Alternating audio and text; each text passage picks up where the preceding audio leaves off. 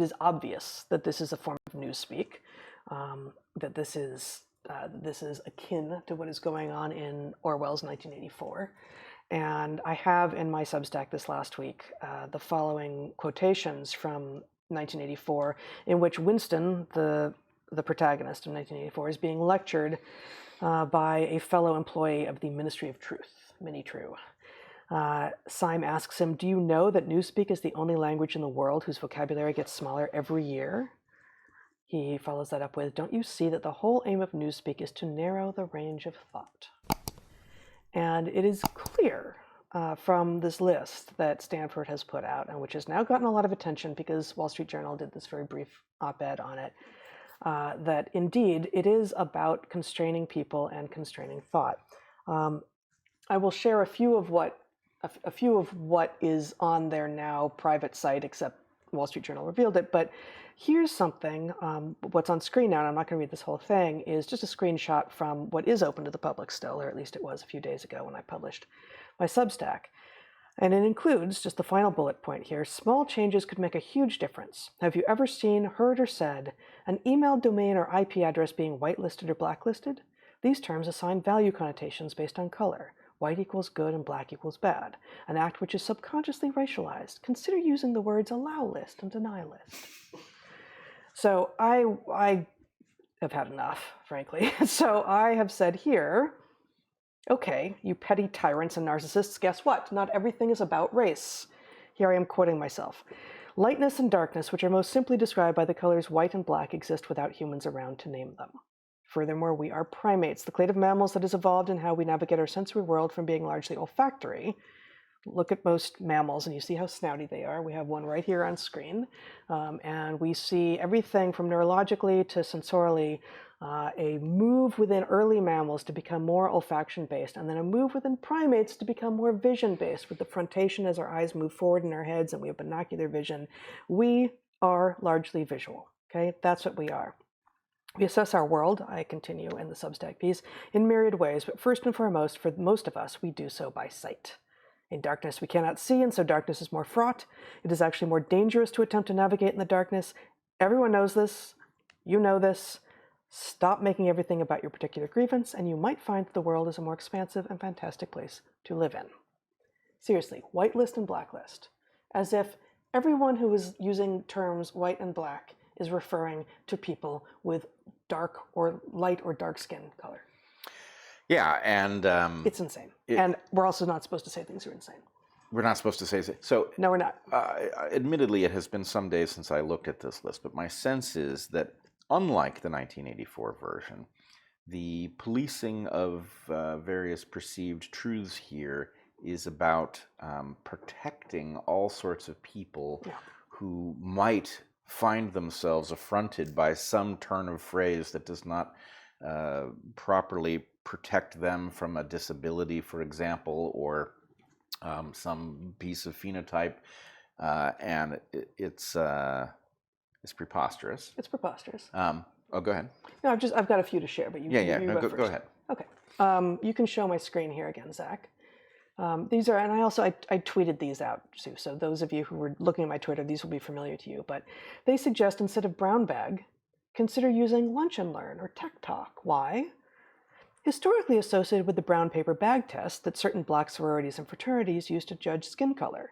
Those whose skin color was darker than the brown bag were not allowed to join.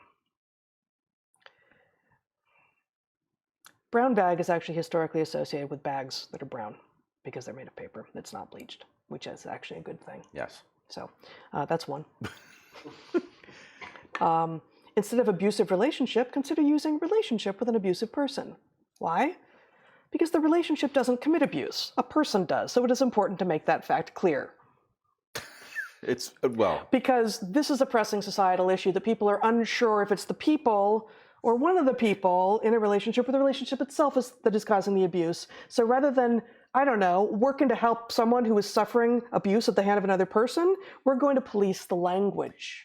That's what we're going to do. Well, this is a beauty, actually, because one can imagine, right, that were the convention corrected to this, that somebody else would decide that it was effective in this configuration, and that, demonizing the idea of the relationship when in fact it is a person who has abused you, and the relationship is a two-party interaction. Totally. Right. So the point is, you're going to have a Sneetch situation, right. Right. Well, and that's the point, is that this is really about power. This is about the power to cause you not to say something in some normal way that you would ordinarily say it, and to force you into some configuration that puts somebody else's priorities front and center in your worldview, which, as people who have been faced with many of these things, that is exactly the experience. Is precisely. You are creating a transgression in order to demonstrate that I will abide by your instructions, which it seems we don't. to me that using the word transgression is probably itself a transgression, because it brings to mind trans people, and transgression has a negative connotation. And if you put a negative connotation to people's heads associated with trans people, you're probably doing a transphobia. Yes, on the other hand, right? I mean, were you? You were doing a transphobia, I wasn't intending I think. to, but the intent is irrelevant, as the loons on the left have instructed us. And I would point out that one could equally make the argument that I was actually providing recognition for trans people in Gresham, which is a suburb of Portland. It's spelled totally differently. Oh, is it? Yeah. Oh, you and your spelling again. I know. I knew it would happen. And there's nothing. I see nothing in the Stanford list about those who are spelling impaired, incidentally. So we apparently deserve what we get. Yeah. Okay, next one. Instead of long time no see, consider using I haven't seen you in so long. Instead of no can do, consider saying I can't do it. Why? The phrase long time no see was originally used to mock indigenous people and Chinese who spoke pidgin English, and no can do also originated from stereotypes that mocked non-native English speakers. Now, there are a lot of things in English that pick up on a lot of errors in English usage by all sorts of people, including native English speakers. But the ones that we have to be aware of are ones that have been named and called out by those who are actually just seeking power, as you just said. Well, yes, I would point out, actually, as we've been pointing out for years, that the purpose of language, this may sound far-fetched, perhaps a claim that cannot be supported logically, but I believe that we could establish the purpose of language is to convey meaning. That's more of your adaptive arm-waving hypothesis. It's a just-so story about language. I think language is a mind virus. Really? Did not see us going there, but all right. Language is a mind virus. Yeah, that's going to be an uphill battle for you. Now, yes. I'm sure I shouldn't say uphill battle, though I'm not sure why I shouldn't say uphill battle. Some people don't have access to hills, Brett. Some people, because you're living at the bottom of the hill, you're fighting uphill. In some places is the place you want to live, but in some places it's not the place you want to live. Not when you're in battle, you shouldn't. You want to be at the top of the hill. So we would be highlighting a disadvantage of people who live at the bottom of the hill by pointing out the struggles that they face on the way to defeating the people at the top. And some people have never benefited from being able to experience battle, and so won't be able to really understand what it refers to, and therefore should be protected from their own ignorance by not having it mentioned. And some people live embattled without ever having physically fought, and we do Boy, do we have a lot of evidence of that. We do not want to denigrate the struggles that they have faced by highlighting the fact that they were not, in fact, violent. Right. I do, though. You do. Because those struggles aren't as big as the ones who were actually physically embattled. Sorry. No. Yeah. Next one. Instead of prostitute, consider using debase. Why? It unnecessarily correlates corrupt or unworthy purposes with sex work. Because you wouldn't want little girls to get the idea that they shouldn't aspire to being prostitutes, should you? Yeah, I'm still old school this way. I probably would, but I get your point. This actually was the one that angered me. The rest of this, it's like, are you kidding me? Are you kidding me? Are you kidding me? This one, really? We're going to protect the reputation of people who have, yes, unfortunately, found themselves having to make a living by selling their bodies. No. Next one. Instead of submit, consider using process. Why? Depending on the context, the term can imply allowing others to have power over you. I want to point out that this Yes. is from the same people who talk about kink shaming and engage in BDSM and like to really populate the and don't want us to talk about prostituting because that might associate negative things with sex work, but we shouldn't use the word submit. Well, but from this, but this actually puts us in a position to run a hypothesis test, because the key feature of all of these is not that anyone imagines we are going to stop speaking in these ways. The point is they want to establish a rule in order that they can choose to enforce it or not enforce it, depending upon whether the person who is speaking is one they wish to enable or hobble. It's the low posted speed limit, and low posted speed limits, as I understand, as I have learned from you, I believe, having been a racist tool, especially in the South, such that police officers who were on the speed beat could choose whether or not to pull you over if you were breaking the law. And if the posted speed limit was really lower than the road demanded, almost everyone was going to be going over it. And then they could choose to pull over the people, usually the dark-skinned people who they wanted to give tickets to and harass. Yep. So this is a modern version of a low posted speed limit. It is a modern version of a low posted speed limit. And actually, I would point out that given that this list is seemingly or nominally intended to protect a wide range of people from linguistic slights, I'm going to claim that this is the Stanford Prism experiment. Oh, good. Yes. Oh, yes. The Stanford Prism experiment. Oh, it's so good. Experiment. Man, you're the best. Oh, wow. Yeah. This is a great moment. I'm enjoying this. I no longer remember what we're talking about, but I feel good about it. Well, you're about to remember, because here's another one. Instead of seminal, consider using leading or groundbreaking. Why? Because this term reinforces male-dominated language. Right. Now, I would point out... I get it. It's so good. Oh, man. I think 2 is probably offensive, but many can play at this game. You said you were about to re-remember. You are going to re-remember. Re-remember, and I believe that what you said is offensive to people who stutter. Re-remember. You see what I'm saying? Yeah. You don't have any comment on seminal? I mean, it kind of speaks for itself. It does. My position on Twitter was that now they're just being hysterical. Whoa. Yeah. Okay. Give me my screen back here for a minute, because I got 2 more to show that actually came out of the site directly, but I just want to find them here. Okay. You can put my screen back on. This is just a PDF again of Wall Street Journal collected the Stanford list that is now not public, except that Wall Street Journal did it for them. So they also say, instead of using spirit animal, which I've never thought that was a particularly interesting way of describing anything. As a zoologist, it feels like, really? What? Huh? Okay, but instead of spirit animal, say favorite animal, or animal I most admire or would like to be. Why? The term refers to an animal spirit that guides and protects one on a journey, so to equate it with an animal one likes is to demean the significance of the term. Not to mention all the other animals. Well, no, their point is no, spirit animal is a real thing, and you're being culturally appropriative and taking it from the people who really actually have spirit animals, which, no, wrong, don't exist. Yes. Can I do this, though? I feel people in the past who were not bewildered by this kind of nonsense are my spirit animal. Can I do that, and how would I refer to them? Those people? People who were not confused this way.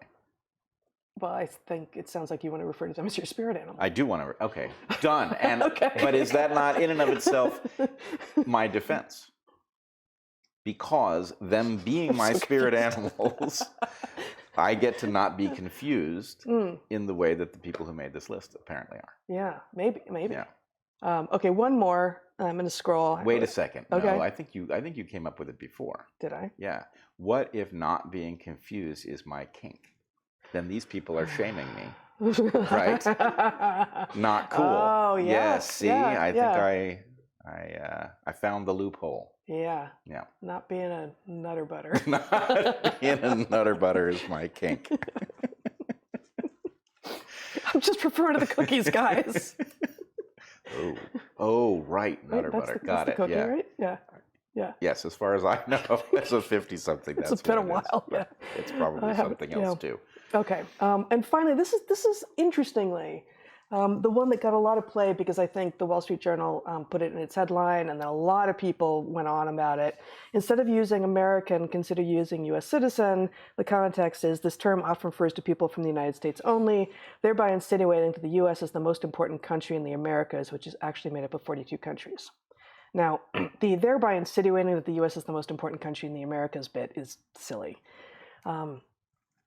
But this apparently, Stanford has apparently taken this and only this off their list at this point. Really? It's the one that I looked at and I was like, yeah, we all get this if we've traveled. Right, and yet there's people, and I think I'm not going to name them, but there's people who are recognized and very smart and highly educated who have said no one has ever objected to the word American, like in a blog post. Like, no one has ever objected to this. Like, have you ever been to Latin America? Because actually, I think every time, certainly that we were there in any place in Latin America, in Mexico or Central America, and it may have happened less in South America, but certainly in like Mesoamerica and Central America and Mexico, when people ask you where you're from, if you say in response, I'm an American, Americano, Americana, they look at you funny like, yes, so am I.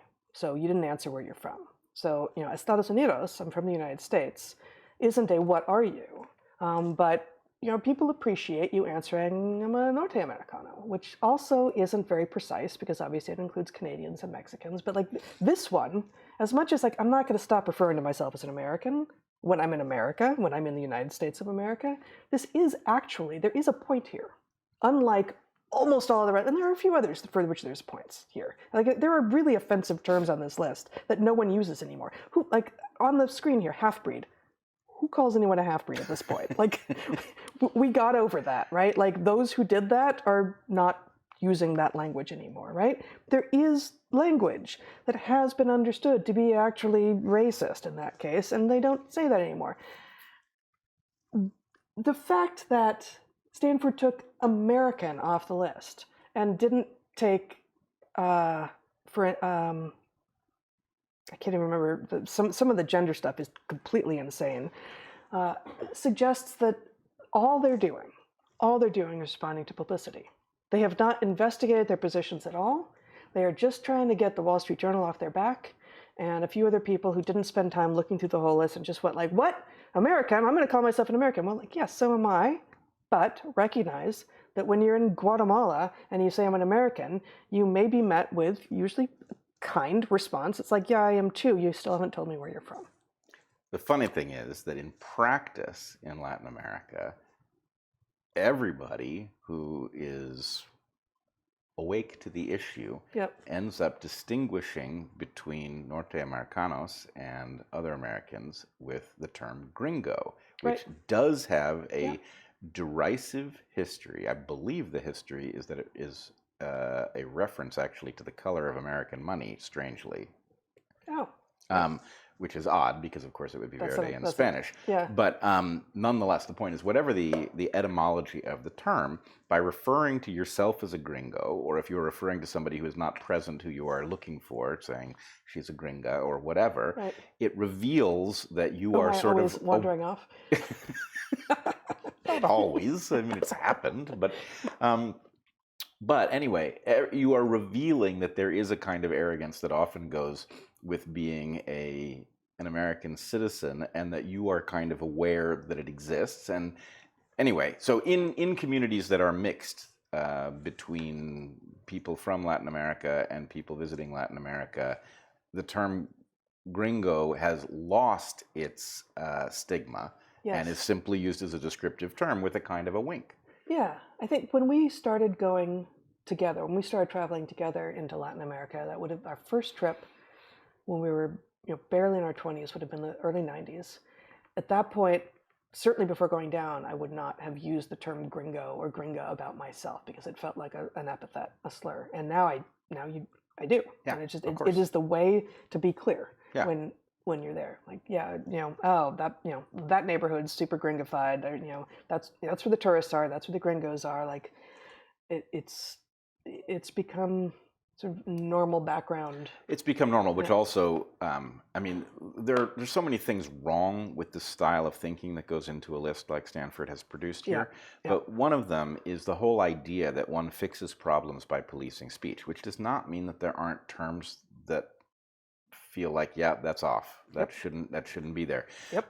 But in general, even in those cases, you are at best completing a job of fixing something by deciding not to use a term because there's something off about it. Yeah. You're not solving a problem. And I don't know why it is that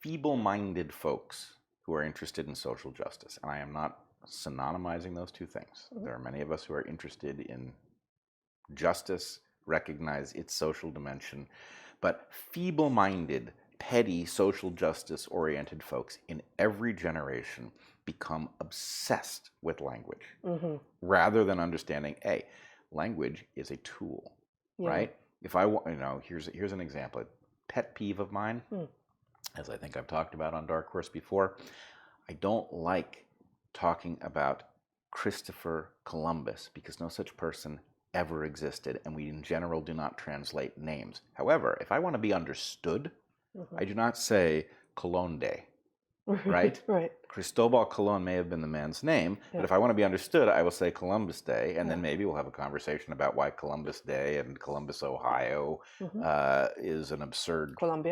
Columbia, right. The country. Any of these District things of Columbia. Are a strange abuse of language, but to be understood, one uses the language that, if you say on that list, for example, was the horror of the term walk-in appointment, right? Because, of course, not everybody can walk, right? Now, if you try to come up with a term, a locomote in appointment, oh, you're welcome to locomote in. Am I taking a train? Like, Well, and it doesn't, I respond to all of these things in my Substack this week, and you quickly get to Harrison Bergeron reality space, where there will be someone in existence, or who has been in existence, or who could plausibly be in existence, who can't do the thing that you are trying to be inclusive about. And if inclusivity is actually the highest or one of the highest goals, you're screwed. There's no possibility for awesomeness, for excellence, for discovery, for doing something different, for being unique, right? Like, uniqueness is the thing that shall not be allowed. And not just uniqueness, but not even majority isn't enough. It needs to be everyone or nothing or no one. And right? And go on. If you are, let's say that you are unable to walk, as many people are, as we may end up unable to walk. One doesn't know. This is the least of your problems. I'm not saying I can't imagine a case in which I bristle at some term that's used, but if the point is, there's actually no there. Have we solved the problem by purging the term walk-in from our language?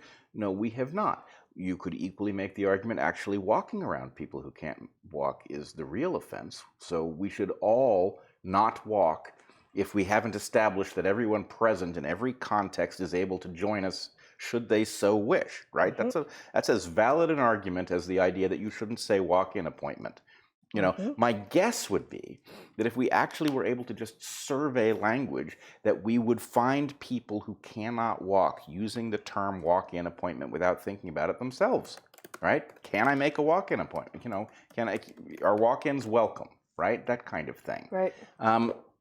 So anyway, again, the whole thing amounts to a power grab masquerading as an attempt to be good to people who are disadvantaged. It is people who are not generally disadvantaged using the disadvantaged as an excuse to wield power over others. Yes. So I'm reminded of two things that are somewhat distinct. But before, I've actually got another list put out by the University of Oregon that Stanford links to about it for trans words that are sort of over in trans space that we should or shouldn't use and what they mean and all of this. But two things first that I want to say on this topic. And I wrote about this in the Substack this week, the new Newspeak. We were at a conference back when we were Evergreen professors, where I was engaging with a Title IX compliance officer. So it wasn't our Title IX compliance officers, so thankfully I did not have to abide by her injunctions. But I was, she clearly had a view of her own role and responsibility that far was overreach rather extraordinarily. And she had this sense of, if everyone can't participate, then no one can participate. And so I was at that point, I had already done a couple, and I think I was sort of in the early days of putting together and creating this 11-week study abroad program that we then ran with our boys, and we had 30 students, and it went all over the place, right? In Ecuador, it was, but including the deep Ecuadorian Amazon. There was a sort of a shallow Amazonian place, I called our starter Amazon field site, and then we went deep into the Amazon. And I said to this Title IX compliance officer, what would you have had me do had a student in a wheelchair said that they wanted to participate in this program? And she said, well, you would have had to figure out a way to allow them to participate. And I said, well, it seems like the wrong program for them, but you're saying that I would have to create paperwork and, assignments back home so that while we're in the field for 11 weeks, which is a big chunk of the academic year, they're doing work back home. She said, no, they have to be able to go. And I said to her, my exact quote was, the Amazon is not ADA compliant. If it were, it wouldn't be the Amazon. And she said, well, then you'd have to cancel the program. And this was so extraordinary. Like I really thought that I had misheard her, and I pressed her a couple of times. She said, no, you can't. If someone who wants to go can't go, then no one can go. So this is the end point of this ideology that would keep a lot of people who never had an opportunity to travel at all from seeing, frankly, one of the most miraculous and intensely biologically gorgeous and educational places on the entire planet. Because someone who's confused about their abilities has said they want to go and can't. So, as if denying these other people that opportunity does the person who is aggrieved any good. If they're spiteful, it does, doesn't it? Well, this helps the spiteful. It's about power. But, this is one of the things I sometimes say about constructing systems that work, is that you actually have to build, if the system is of any size, you have to build discretion into it, right? And so what you need is someone to be able to say, well, actually, no good is done by us shutting down your program in order to accommodate somebody that can't be accommodated by the thing that's in the title of the program that you're going to go do that they can't do, right? You have to have somebody in a position to make that judgment. And, even from the point of view of the person who can't go and wishes to be included, and upon finding they cannot be included, might spitefully want to see the whole thing shut down, the best thing you can do for them is leave the program intact and say, I'm sorry, there's no way to make an accommodation here that would work, right? That is life. The education that one needs is, it sucks. There's certain things you will be able to do. This is the hand you've been dealt, and it's not as good a hand as some other people in this regard. Right. But the question for all of us, every moment of every day, is what's the best use of the hand that I've got? Right? And, yes, if somebody has damaged the hand that you have, in a negligent fashion, there is something to be done, right? Mm-hmm. But the idea that denying people who had nothing to do with your disadvantage the ability to do something that they have the skills and the capacity to do is preposterous. I do remember a story many years ago. I think I watched it on 60 Minutes.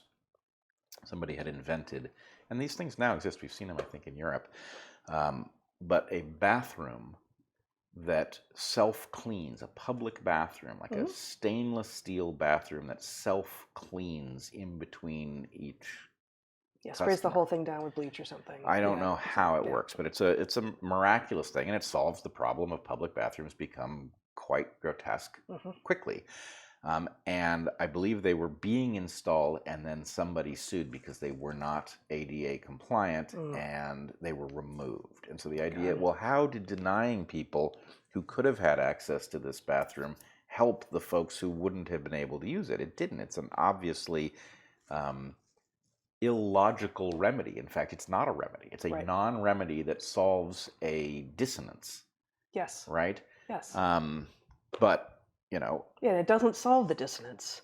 It pretends the dissonance has no place in the universe. It just pushes off that discovery until another thing will reveal that actually, if you are, for instance, wheelchair bound, we're not supposed to say disabled, wheelchair bound, all of these things. Those are all on this list here, right? That is no doubt unfortunate. And there are probably also other things that you can discover that you will be able to do as a result of not having the locomotory powers that you either did before something happened or you would have had you not been born unable to move your legs. Pretending doesn't help you. Pretending that you actually have all of the same skills and capacities as everyone around you who does have full use of their legs is helpful to no one. It's not kind, it's not helpful. And this may